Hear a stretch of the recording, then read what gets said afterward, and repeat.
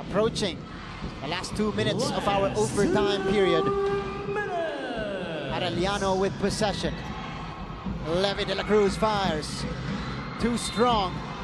And last touch on Michael Calisaan.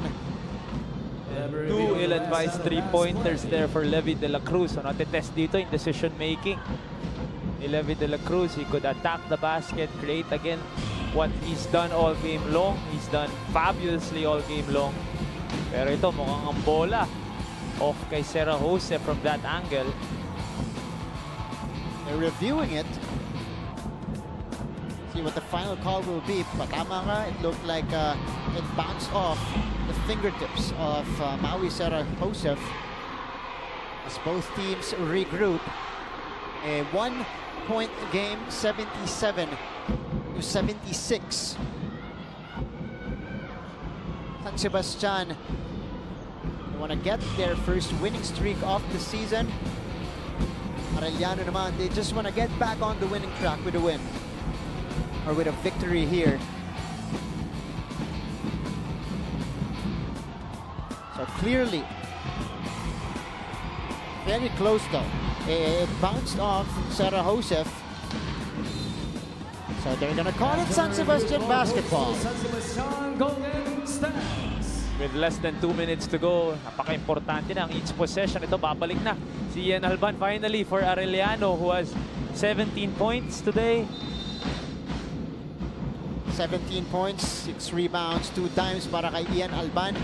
Na binabantayan ngayon si Michael Are. Only a 1-point game for Baste. Ilagan.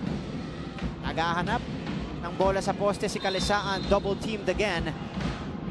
And foul on Levy de la Cruz. It's too aggressive, yes. Penalty na dito, Martin. 2 free throws again for Michael Calisaan, who unfortunately missed 2 free throws to end regulation kanina. Tingnan natin kung mababawi ni Michael yung dalawang mintis kanina.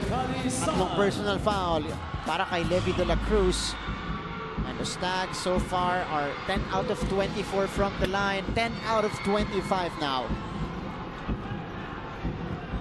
The dry spell continues at the free throw line for the Stags. 27 and 14, wow. Martin. Monster numbers for Michael Calisaan. So still a 1-possession game. 2-point lead for San Sebastian. Ang bababa ng bola si Levy de la Cruz. So this will put Ian Alban at the 2. Still goes natin 1 out of 7 for Arellano, 1 out of 2 for the Stags. And Alcoriza getting fouled again.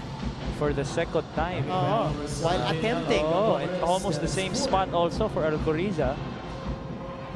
Yan ang kagandahan if you have a jump shot talaga.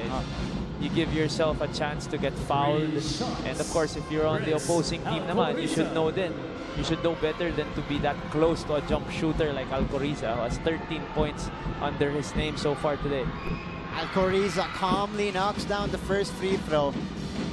Nakita natin yung free throws number natin. 1 out of 2 for Arellano. 3 out of 6 here in overtime for the Stags. Splitting all of their trips. Saw the fans there of Arellano. 2 out of 2 for Renz. And a chance to grab the lead here for the Chiefs.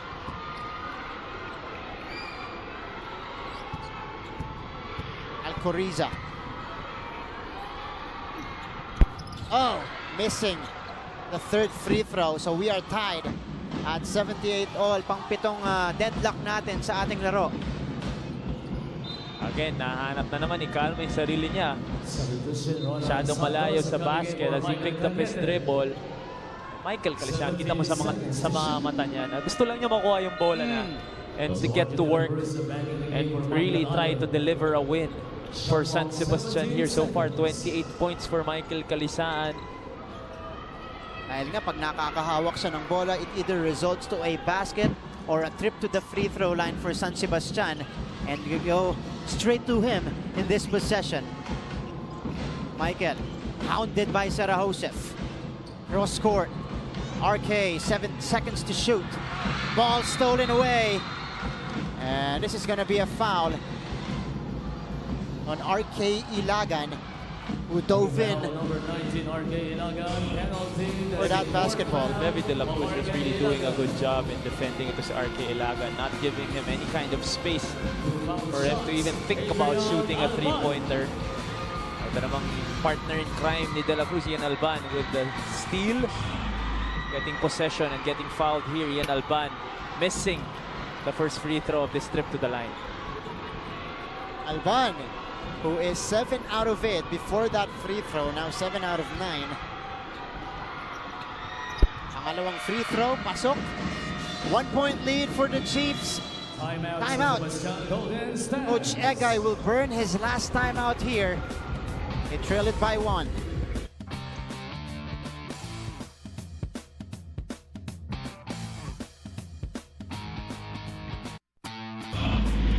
Not sure which Marcelino to win. Hindi mo kita yung number. This is, ayan, pinakita na silang dalawa. Pwede Hindi ko mo nang rin kita sabihin. yung number. JC and JV and the rest of the LPU Pirates. Susunod po yung laro nila against the team of Coach Atoy Ko. The Mapua University Cardinals, Cedric Pelayo, Almel Orquina, or Daniel Aguirre rather, Christian Bunyag, getting ready.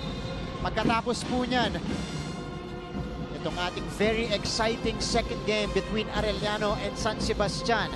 So we have a 1-point game. 3 turnovers by the Stags, 1 only for the Chiefs this overtime. Michael to De La Cruz. De La Cruz using that kalisaan screen. Oh, De La Cruz! Floater off the glass and in! And the rookie of San Sebastian delivering here in crunch time, giving them the lead. Kita mo naman, Martin, the patience going inside. That tough floater over the outstretched arms of Serra Josef De La Cruz, the super rookie of San Sebastian. 1-point lead by the Stags. Time out on the floor.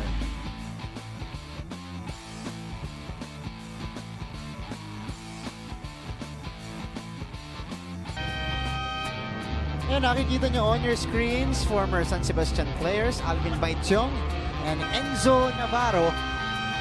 And they're probably liking what they're seeing right now from the Stags.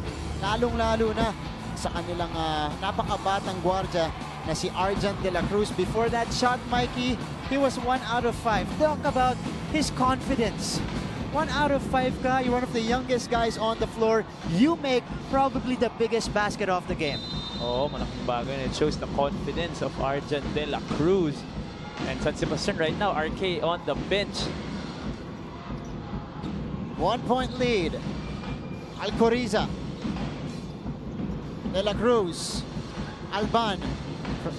Attacks. Floater. No good. Calisaan secures the rebound. No need for Arellano to foul here. There's a 5-second differential with shot clock and game clock. They just need to make a stop here. Talking about Arellano. De La Cruz. And a foul called against the Chiefs. Wow. Well, number 14, Michael Cañete, penalty. Natawagan doon ng pushing foul itong si Michael Cañete.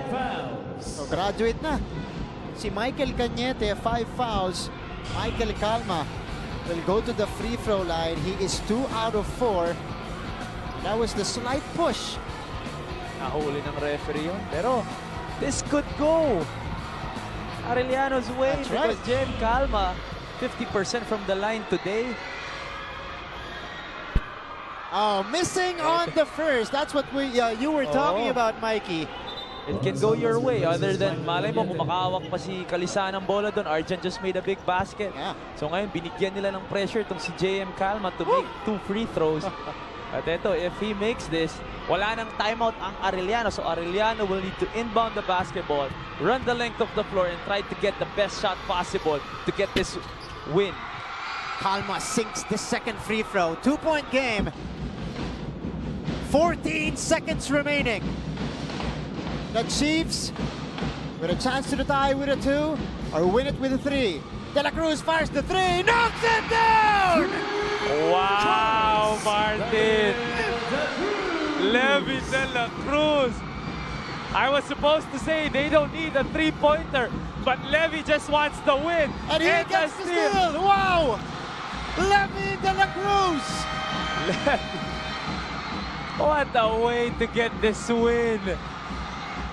The Arellano Chiefs will escape with a 1-point win here in overtime over the San Sebastian Stags.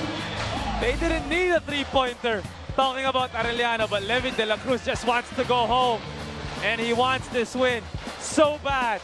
Levy de la Cruz, Sarah Joseph, ang ganda doon. React, getting the defense, and Levy one dribble to his right top of the key, hitting that big three-pointer.